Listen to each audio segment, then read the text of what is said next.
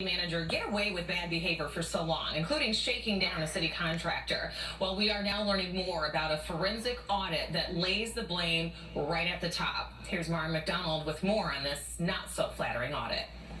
The meeting to discuss this issue going late into the night here at Troy City Hall. And you're right, that Plant Moran audit is not flattering. One of its key findings is that Kishnick was allowed to behave as he did because of the quote-unquote tone at the top. How did Troy City Manager Brian Kishnick, now serving 30 months in prison for shaking down the city's paving contractor, get away with it for so long? According to a forensic audit by Plant Moran, it identified, quote, a culture of complicity plagued the city that allowed behaviors not in the best interest of the city to continue. I think that, number one, we've got a culture of corruption that was started by the city manager, and many of us believe that the mayor is responsible. The mayor fed onto this culture of corruption. That's our personal opinion. But it goes to one step further.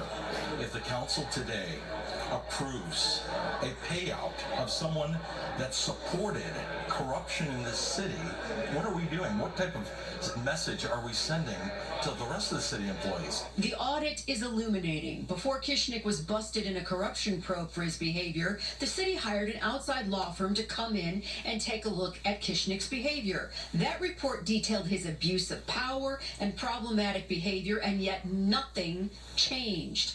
There were many people that knew that there were violations by Brian Kishnick, and they were complicit due to the tone brought by council. Why didn't the city's finance director raise all sorts of red flags? The answer appears simple. He feared for his job, and Kishnick appeared coated in Teflon to abuse staff and had carte blanche with city resources like credit cards.